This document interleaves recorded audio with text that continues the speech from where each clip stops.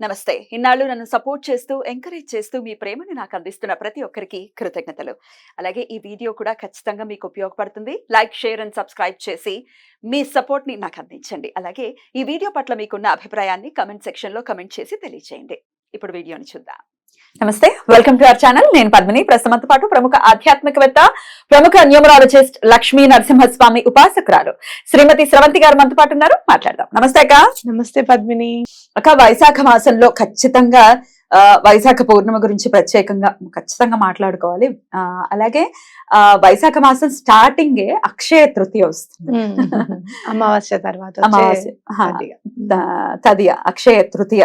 అసలు అక్షయ తృతీయని ఎంత బ్యూటిఫుల్ గా మార్కెటింగ్ చేసుకోవచ్చు, అంత బ్యూటిఫుల్ గా మార్కెటింగ్ చేసేసుకుని సరే, సంతోషం కోసం బంగారం కొనుక్కోవడం ఇస్ అ డిఫరెంట్ స్టోరీ. కానీ ఆ బంగారం కొనేసుకుంటే ఏదో అది అక్షయం అయిపోతుంది అంటే అది ఎంతవరకు అనేది ఆలోచించుకోవాల్సి ఉంటుంది.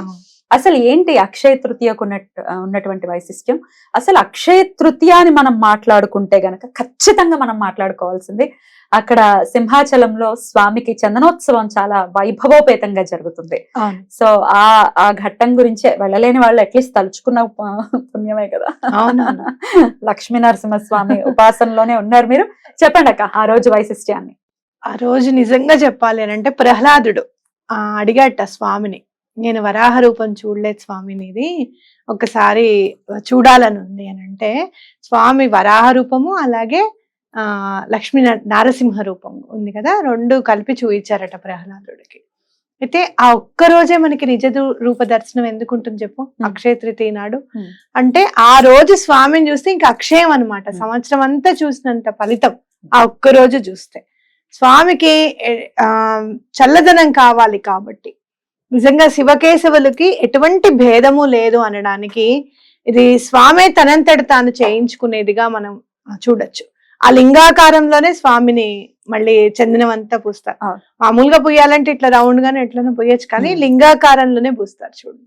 అంటే శివకేశవులకి అభేదం అని చెప్పి ఖచ్చితంగా మనం చెప్పుకోవచ్చు. అక్షయ తృతీయ ఇంపార్టెన్స్ చూసుకోవాలి అనుకుంటే కనుక స్వామిని ఆ ఒక్కరోజు చూస్తే చాలు అక్షయం అవుతుంది, ఇంకా సంవత్సరం అంతా చూసినట్టే అని కూడా మనం అనుకోవచ్చు.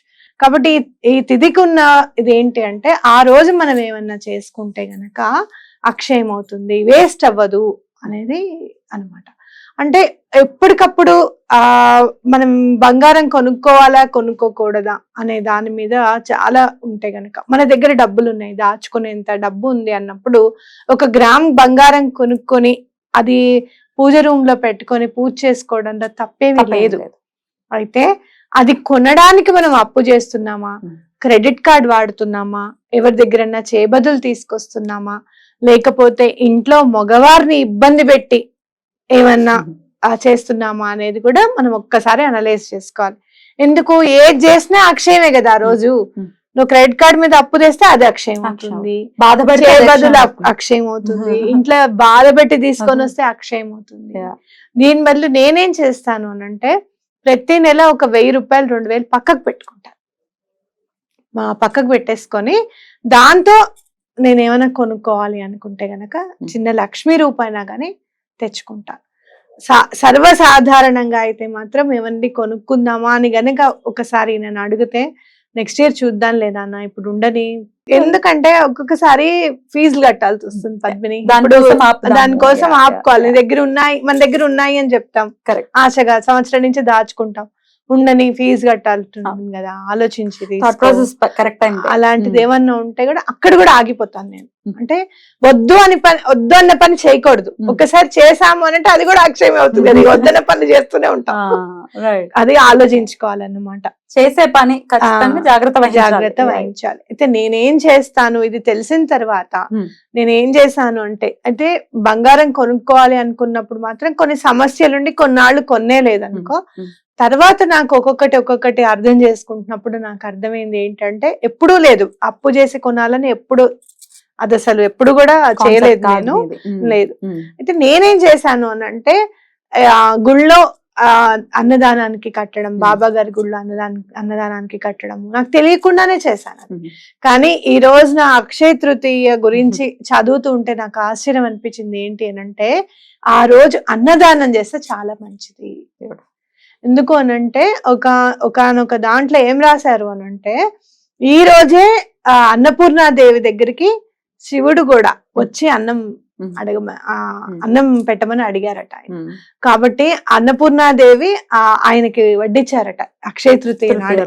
అంటే అలా మనం అన్నం దానం చేస్తే, అన్నదానానికి ఎక్కడైనా కట్టండి, లేకపోతే గనక మీకు ఓపిక ఉంది అంటే చక్కగా ఒక పులిహారో లేకపోతే దద్దోజనమో తీసుకొని వెళ్ళిపోయి చక్కగా గుడ్ల దగ్గర మీరు చక్కగా పంచి పెట్టచ్చు, వడ్డించచ్చు హాయిగా. ఎంతో ప్రశాంతంగా ఉంటుంది మనం ఆ పని చేస్తే. మరి నలుగురు చక్కగా ఆనందంగా తిన్నారు కదా అని అనిపిస్తుంది అనమాట మనకి. కాబట్టి అలా చేయండి అక్షయ తృతీయ రోజు. మీకు అట్లా చాలా ఇబ్బందిగా ఉంది, అసలు ఇప్పుడు ఉన్న సమస్యల్లో ఇంత పులిహార వండుకొని వెళ్ళి అక్కడ పెట్టేంత మనసు కూడా లేదు, నిలకడగా లేదు. బాధలు ఉన్నప్పుడు ఏం చెయ్యాలి అని అనిపించదు మీకు. కనీసం ఒక వాటర్ బాటిల్ అన్నా కొనివ్వండి, లేదు అంటే ఒక బ్రెడ్ ప్యాకెట్ ఎవరికన్నా కొనివ్వండి. అట్లాంటివి చెయ్యండి. ఈ ఆర్థిక ఇబ్బందులన్నీ తొలగించమ్మా అని చెప్పి దండం పెట్టుకోండి. అయితే లక్ష్మీదేవిని ఎలా పూజించాలి అనే దాని మీద కూడా ఒకసారి దృష్టి సారిద్దాం. అలాగే లక్ష్మీ నరసింహస్వామికి కూడా ప్రత్యేకించి అక్కడ సింహాచలంలో జరుగుతుంది కాబట్టి మన ఇంట్లో కూడా మనం ఏమైనా చేసుకునే పద్ధతి ఉందా? తప్పకుండా. మీరు ఏం చేస్తారంటే లక్ష్మీ నరసింహస్వామిది కరావలంబ స్తోత్రం చదువుకుంటే చాలా మంచిది. ఎప్పుడు కూడా కరావలంబ స్తోత్రం చదువుతున్నప్పుడు నా మనసులో మెదిలేని ఆదిశంకరాచార్యులు ఆయనని ఒక మనిషి చంపేద్దాం అనుకుంటాడు అనమాట. శ్రీశైలంలో కూర్చుంటారు స్వామి, పాతాళ గంగా అని ఉంటాయి చూసావా, అక్కడ పంచగంగాను ఏవో ఉంటాయి శ్రీశైలంలో. 2 గంగలు ఒకటే దగ్గర ఉంటాయి, ఆ ప్లేస్ రావడం లేదు. అక్కడ కూర్చుంటారనమాట స్వామి. అప్పుడు ఈయన సనాతన ధర్మాన్ని నాశనం చేస్తున్నారు అనేది ఒకళ్ళకి వాదన. ఆయన ఏం చేస్తారంటే ఈయన చంపేద్దాం అని చెప్పి అనుకుంటారనమాట. అయితే ఆయన శిష్యుడు చాలా దూరంలో నుంచుని ఉంటారు. నుంచుని ఉన్నప్పుడు చూస్తారు ఆదిశంకరాచార్యుల్ని చంపేద్దామని ఇతను కత్తి లేపి ఇలా అనంగానే ఆ దూరం నుంచి ఆ శిష్యుడు వచ్చి నరసింహస్వామి రూపంలోనే అలా నరసింహస్వామి ఎలా అయితే సింహంలాగా గర్జిస్తారో అలానే గర్జిస్తూ అతని మీద పడి అతను చంపేస్తారనమాట. చంపేసినప్పుడు అంటే నరసింహస్వామి ఆయన రక్షించారు కదా, అప్పుడు కరావలంబ స్తోత్రాన్ని రచించారట. అశువుగా వచ్చేసింది అనమాట ఆయనకి అశువులు. కాబట్టి అలాంటి అంటే మరణము అనేది ఎలా మనకి చెప్పు, ఒక్కొక్కసారి ఏమైనా అపమృత్యు దోషాలు కానివ్వు, లేదు ఒక్కొక్కసారి పరువు పోయినప్పుడు కూడా ప్రాణం పోయినంత అని అనిపిస్తుంది, అప్పుడు మాట నిలబెట్టుకోలేనప్పుడు, ఇలాంటి సమయాల్లో కూడా మరణం కిందకే లెక్కేసుకోవచ్చు. కాబట్టి అలాంటి సిచ్యుయేషన్స్ అన్నిటినీ కూడా మీరు ఈ కరావలంబ స్తోత్రం చదివి స్వామివారికి ఇలాంటి సిచ్యుయేషన్స్ అన్ని కూడా మాకు హెల్ప్ చేయమని చెప్పి, సహాయం చేయమని చెప్పి స్వామివారిని అడగచ్చు. ఇంట్లోనే ఉన్న నరసింహస్వామికి చందనాన్ని సమర్పించడం లాంటివి కూడా తప్పకుండా చేయొచ్చు. మంచి ఐడియా. చక్కగా ఒక గంధపు చెక్క తెచ్చుకొని సానబెట్టి స్వామికి ఎంత వరకు మీరు చేయగలుగుతారో అంతవరకు సేవ చేసుకోవడం, కనీసం బొట్టు పెట్టడం అమ్మవారికిను అయ్యవారికి గంధంతో, అమ్మవారికి చక్కగా ఇక్కడ రాయడం, అలాంటివి చేస్తే కూడా చాలా మంచిది. అయితే నరసింహస్వామి ఫొటోస్ లేని ఇళ్ళు ఉండవేమో మాక్సిమం. ఒకవేళ లేని వాళ్ళైతే ఇంకొక విష్ణుమూర్తి వేరే, ఇప్పుడు వెంకటేశ్వర స్వామి అయితే ఉంటుంది కదా, వెంకటేశ్వర స్వామి కూడా పెట్టుకోవచ్చు. కానీ లేకపోతే ఈ రోజు తెచ్చుకోండి. కరెక్ట్. బీదర్ లో లక్ష్మీనరసింహ స్వామి గుడి ఉంది పద్మిని, మనం ఎప్పుడన్నా వెళ్దాము. నీటిలో ఉంటారనమాట స్వామి. అసలు అక్కడ దండం పెట్టుకుంటే అవ్వనంటే ఏది ఉండదు అనమాట. నేను వెళ్ళలేదు, ఇంకా స్వామి ఆజ్ఞ రాలేదు, వెళ్ళలేదు. ఎప్పటి నుంచో వెళ్ళాలనుకుంటున్నాను కానీ వెళ్ళలేకపోతే. కాదు, బీదర్ అంటే మన కర్ణాటక దగ్గర. కాబట్టి బీదర్ దగ్గరికి వెళ్దాం ఒక్కసారి, తప్పకుండా స్వామిని కూడా చూపించాలని ఉంది నాకు. కాబట్టి అట్లా మనము అలా అక్షయ తృతీయ నాడు చాలా వైభోగంగా చేస్తారు అక్కడ అనమాట. కాబట్టి మీరు ఒకవేళ ఫోటో లేదు లక్ష్మీనరసింహ స్వామి అంటే చక్కగా ముందు రోజు గురువారం నాడు తెచ్చుకోండి. చక్కగా శుక్రవారం లక్ష్మీదేవికి ఎంత కుదురుగా కూర్చుంటారో స్వామి దగ్గర అమ్మవారు. అవును, ఆవిడ చంచలం అంటారు కదా, నిజంగా కానీ అట్లా ఉండదు, చాలా బుద్ధిగా ఉంటారు. స్వామి ఎక్కడ ఉంటే అమ్మవారు తప్పకుండా అక్కడ ఉంటారు. అయితే స్వామి ఫోటో ఎప్పుడు లక్ష్మీ సమేతంగా ఉన్న ఫోటోనే తెచ్చుకోవాలని, అలా ఉగ్రంగా ఉన్నది ఉండకూడదు. ఉగ్రం ఎప్పుడు ఉంటారు స్వామి, ఎదురుండే రాక్షసుడు ఉంటేనే ఉగ్ర స్వరూపం మనకి. మనం కాదు కదా, మనం మనుషులుగానే జీవించాలి. కాబట్టి స్వామి అనుగ్రహం మన పైన ఉండాలి. కాబట్టి చక్కగా లక్ష్మీ సమేతంగా ఉన్న శ్రీ లక్ష్మీనరసింహ స్వామిని చిత్రపటాన్ని తెచ్చుకొని పెట్టుకోండి, తప్పకుండా. చాలా మంచిది. ఆ రోజు శుక్రవారం వస్తోంది విశేషంగా.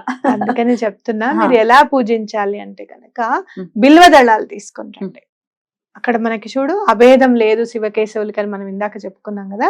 లక్ష్మీ అమ్మవారికి బిల్వ దళాలతో గనక పూజ చేస్తే అసలు ఆవిడ ఎంతో చాలా సంతోషిస్తారట. ఆ ప్రశాంతంగా కూడా ఉంటారట ఆవిడ. బిల్వ దళము చూసేసరికి, ఆ బిల్వ దళము అనేసరికి ఆవిడ కళ్ళు ఇలా మూసేసుకుంటారట లక్ష్మీ అమ్మవారు.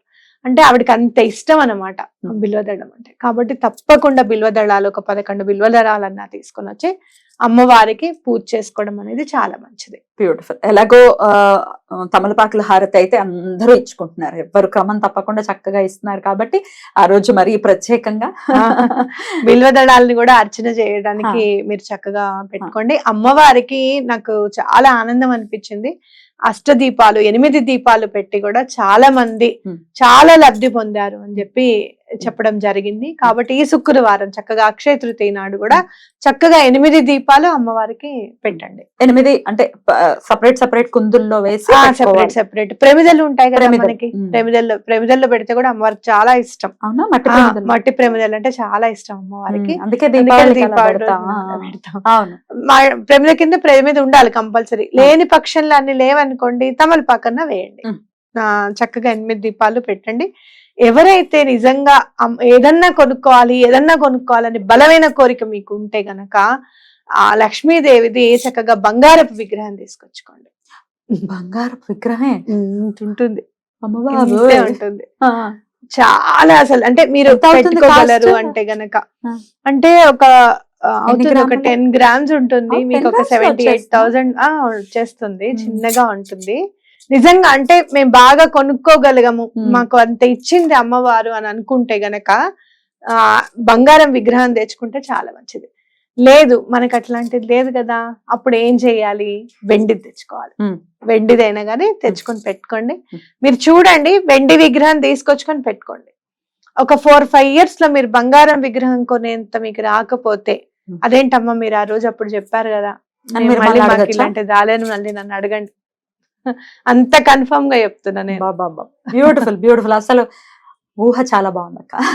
బంగారు లోహంలో అమ్మవారిని ఊహించుకున్న వెంటనే చాలా ఆనందం అనిపించింది మనసుకి.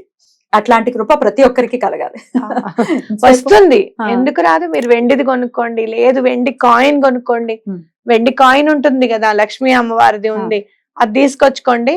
మీరు ఇంకా చాలా విశేషమైన పూజ అంటే 12 సార్లు ఆ రోజు అక్షయ తృతీయ నాడు స్టార్ట్ చేయండి. 12 సార్లు చదవండి కనకదార స్తోత్రం అన్నా, లేకపోతే లక్ష్మీ 12 సార్లు చదవండి అష్టోత్తర శతనామ స్తోత్రం, అలాగే కనకదార స్తోత్రం. 12 రోజులు చేయండి. అక్షయ తృతీయ నుంచి కరెక్ట్ గా ఇంకా 12 days చేయండి. పౌర్ణమి వరకు మీకు ఇవ్వవలసిన వాళ్ళు ఎవరైనా డబ్బులు ఇవ్వాలి అంటే వాళ్ళు చక్కగా తీసుకొచ్చి మీ చేతిలో పెడతారు. అంత పవర్ఫుల్ అక్షయ తృతీయ మనం వినియోగించుకోవాల్సిందే పరిస్థితుల్లో. తప్పకుండా.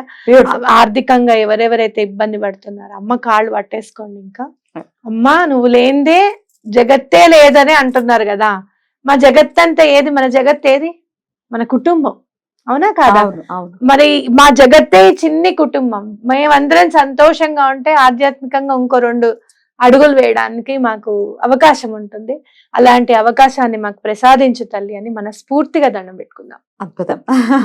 చాలా బ్యూటిఫుల్ డే కాబట్టి ఖచ్చితంగా వినియోగించుకుందాం ఈ రోజుని. చాలా కృతజ్ఞతలక్క. నమస్తే.